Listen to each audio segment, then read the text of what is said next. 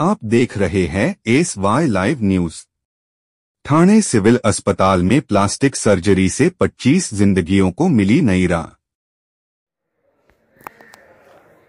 Civil hospital हे आम्ही एक धडपड असते आमची जिल्हा यंत्रणा म्हणून असेल किंवा जिल्हा सामान्य रुग्णालय असेल की इथे जास्तीत जास्त लोकांना काय फायदा करून देता येईल, बेनिफिट देता येईल, आरोग्य सुविधा। त्याचबरोबर एक प्राईम आमचा उद्दिष्ट आहे की लोकांचं जे आउट ऑफ पॉकेट एक्सपेंडिचर होतो किंवा प्रचंड खर्च होतो सर्जरी, ऑपरेशनवर, ट्रीटमेंटवर, ते कसं वाचवता येईल त्या दृष्टीने आपण जे आपल्याकडे रुग्ण येतात आपण त्या पेशंटला शक्यतो कुठे रेफर करत नाही, इथे ट्रीटमेंट करायचा प्लॅन करतो। त्याच्यामुळे आपण बऱ्याच अंशी कॅन्सरचे रुग्ण असतील किंवा जे काही आले आपल्याकडे रुग्ण आले तर ते ट्रीटमेंट करा। समजा आम्हाला शक्य होत नसेल तर महात्मा फुले जन आरोग्य योजनेतनं किंवा मग आयुष्यमान भारत योजनेतनं किंवा मग मुख्यमंत्री सहाय्य निधीतनं या काही चॅरिटी हॉस्पिटलमध्ये यांचे ऑपरेशन करून घेणं, ट्रीटमेंट करून घेणं हे काम आमच्याकडे जे सोशल वर्कर असतील किंवा आमचे कोऑर्डिनेटर हे करत असतात।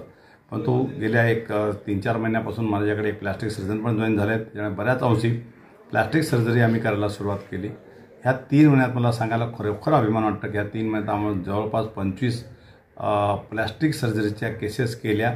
एका सर्जनने 50-60 सर्जरीज केल्या त्यांनी आल्यापासून, परंतु पर्टिक्युलरली प्लास्टिक सर्जरी रिलेटेड जे इथे शक्यच नव्हतं याच्या आधी आणि ते होणंही पॉसिबल नाही, त्या तशा 25 शस्त्रक्रिया आमचे अभिषेक धाकड म्हणून डॉक्टर आहेत त्यांनी केलेल्या आहेत।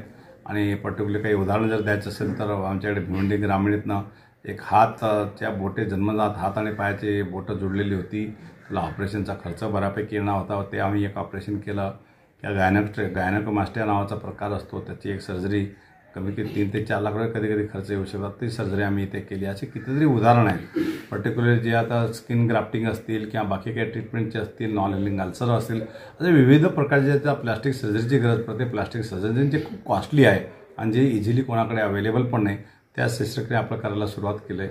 थोड्या दिवसात सिव्हिल हॉस्पिटल 900 बेडचा आपला तयार होणार आहे, त्याच्यामध्ये आपण सुपर स्पेशालिटी या संदर्भ सेवा रुग्णालय ऑलरेडी घेतलेला आहे आणि सगळ्या प्रकारच्या ट्रीटमेंट होतील त्या दृष्टीने आपला तो एक पाऊल।